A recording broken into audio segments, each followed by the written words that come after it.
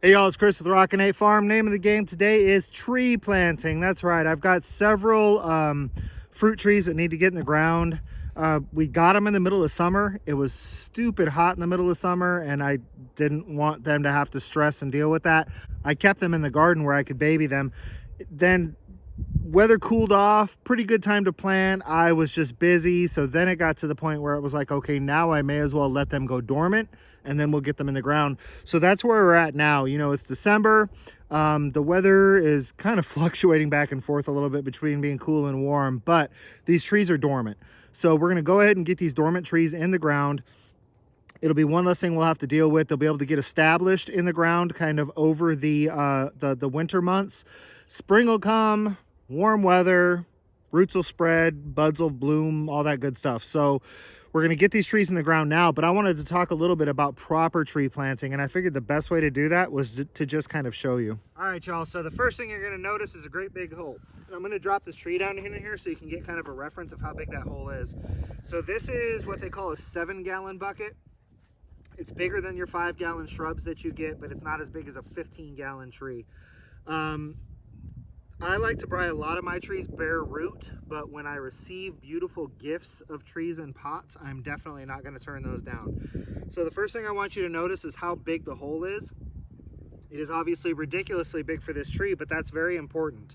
You want to dig the hole about 1.5 to 2 times as deep as the root ball of the tree, and about twice as wide as the root ball of the tree. And the reason that's so important is because we need nice loose dirt. I know it stinks to remove all of this dirt just to put dirt back in, but I want you to think about yourself. If I told you I'm going to stick you in the ground and you're going to be buried there, would you rather me dig a hole that is exactly the size of your body and shove you down into it? Or would you rather me have a whole bunch of loose dirt around you so that you have the ability to kind of move your elbows and move your knees a little bit? So the tree needs to be able to breathe and those roots need to be able to spread, and we need some loose soil to do this. This is even more important in places that have hard packed soils, clay soils, stuff like that. So you're gonna have to dig a nice big hole, which is another reason we didn't do this during the summer. During the summer, our ground is hard as a rock and it gets a little bit better in the winter. So winter is definitely a good time to plant for us. So great big deep hole. Now we're gonna shove a bunch of dirt back in it.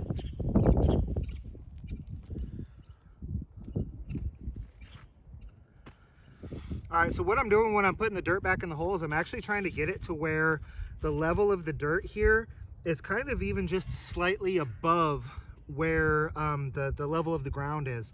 The reason for that is something else I'm going to point out in a minute, and that's this root crown right here.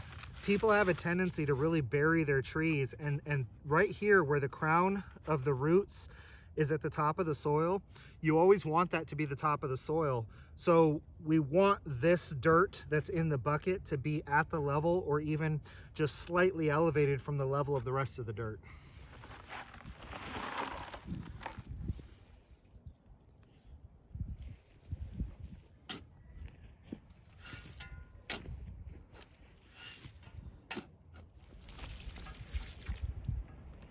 It's really important to water the tree in when you first put it in the ground.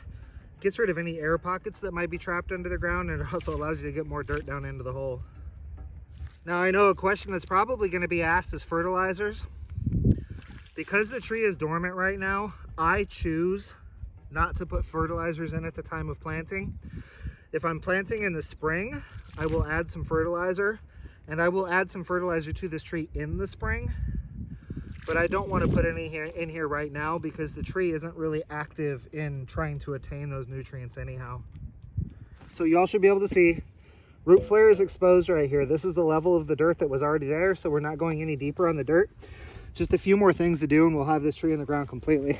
All right, so the next thing we're gonna do is secure the tree in the ground.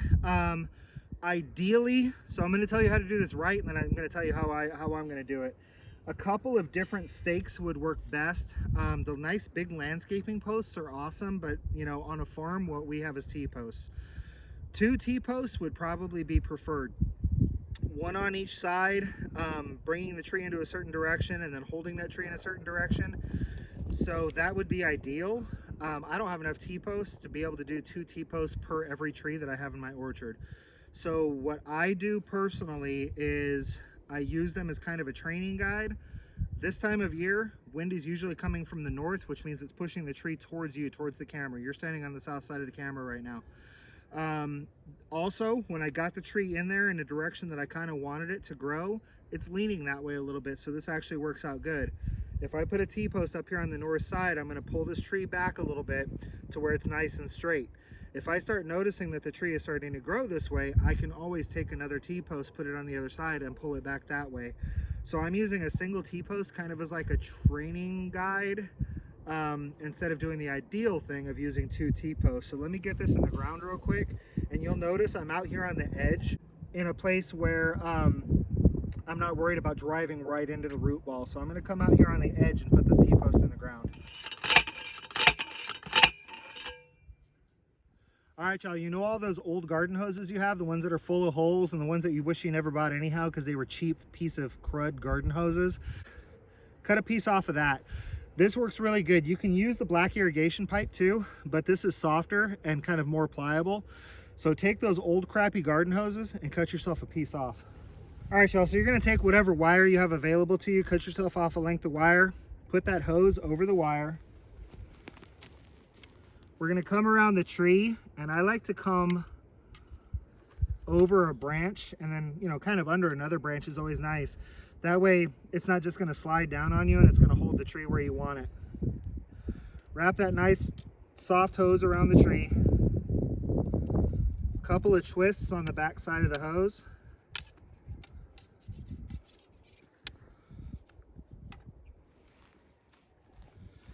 Pull the tree in the direction you want, but don't pull it too much. And secure that wire around your T-post.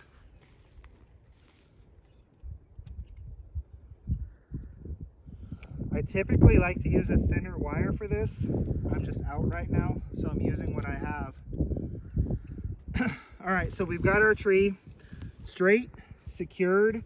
If it's a little too much, you can loosen it up, or you can also just bend the pole back too. But it's straight, it's secure. When the wind comes in here, it's gonna blow, but it's not gonna blow over. This will give a chance for the base to kind of develop those roots and establish some strength down there.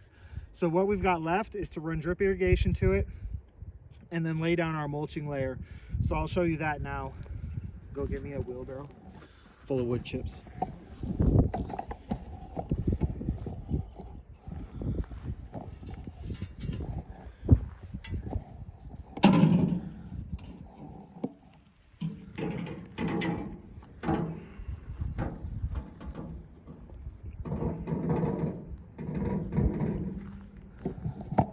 All right, y'all, the wind is picking up out here a little bit. It's gonna affect audio quality, but we're just about done. So I just wanna show you the last part here.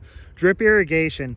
Nice part about drip irrigation is you don't have to stand around forever with a hose. You can water a lot of trees at once, and the water gets where you want the water to go. So you're not worried about like, I'm gonna fill up a berm with water and half of it's gonna run out, or just, it's nice to be able to direct your water flow. Other part that's really nice about drip irrigation is that it's very adjustable. So what I'm probably gonna start out with today is a single drip emitter that is 2 gallons per hour. What's nice about drip emitters is that you can adjust how much water the tree gets by either changing out emitters or by just adding or subtracting more time. So let's say that we've had some rain, but we haven't had enough rain in order for the tree to be happy for the week. Well, then I can run my 2 gallon per hour drip emitter for 1 hour and give the tree 2 gallons of water. If it hasn't rained at all, I can run my 2 gallon per hour drip emitter for 5 hours and give the tree 10 gallons of water. As the tree gets bigger, I can add more emitters. I can pop off the 2 gallon emitter and put 1 gallon emitters on and run 5 1 gallon emitters to where it's getting 5 gallons of water per hour, but the water is dispersed in different areas. It's just nice to have the flexibility. What I'm gonna start with right now is 1 2 gallon drip emitter, and then we'll go from there. So if you can see that these are the button drip emitters that I'm running on my systems. I like to leave my cord really long, and that's just so that as I come through and change these out, as you start clipping them, it starts getting a little short. I also like them like this so that I can adjust where I want this, because as the tree grows, I might want this, you know, all the way out here or all the way back here. Having a little length on them is nice, and this tubing is cheap. So I always lay down cardboard first. Cardboard is easy to get, especially around Christmas time when everybody gives you something in an Amazon box.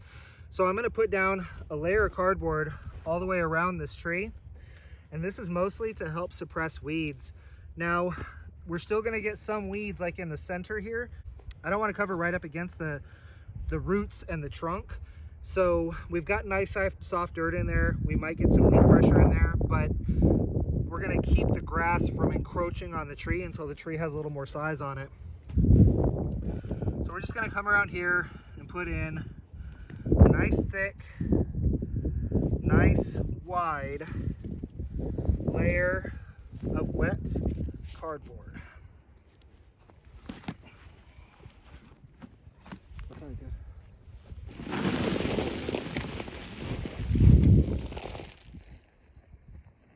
We want the mulch thick, but we don't want it up against the tree, so I'll kind of dump it up against the tree and then just pull it back and let it mound out here. The further away from the tree you get, the thicker your mulch can be. The closer you get to the trunk, I actually like to get it to where there's none at all.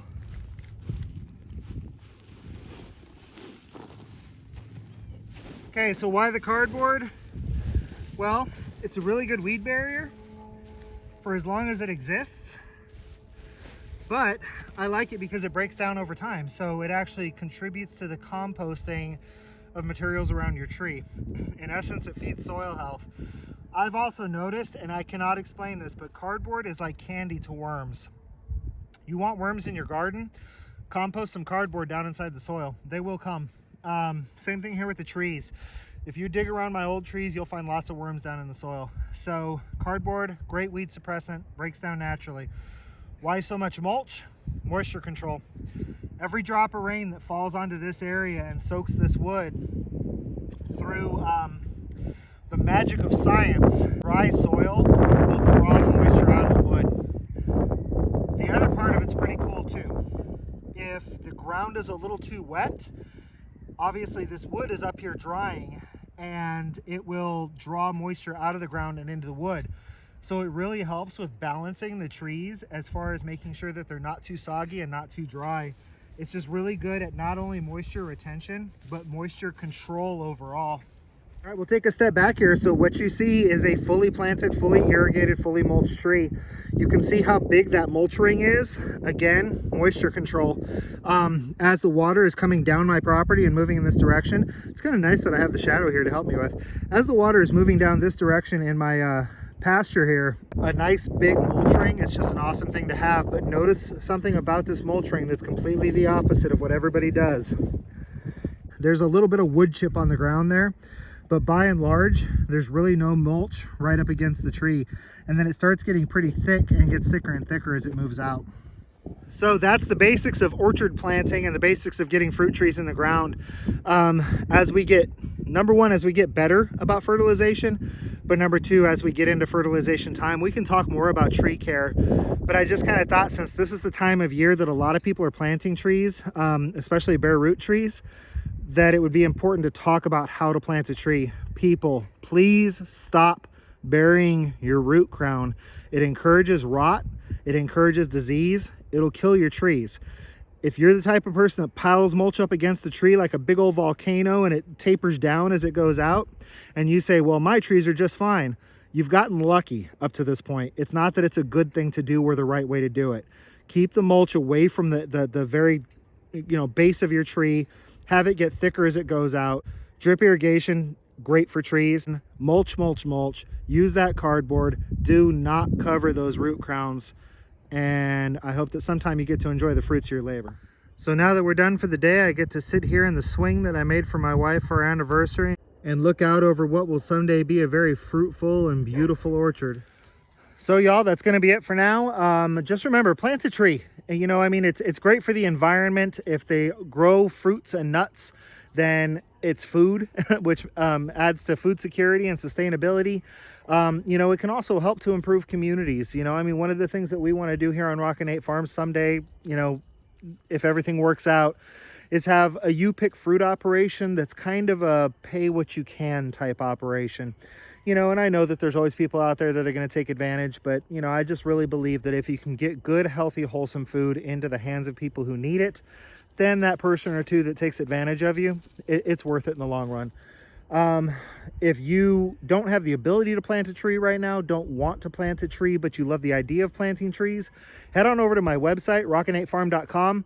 Click on the link Plant a Tree to learn more about how you can plant a tree and dedicate it to somebody that you love. And don't forget to hit that subscribe button and hit that little dingy bell so that you can get notifications every time that we post. And until I see everybody again, please remember to be happy and live healthy.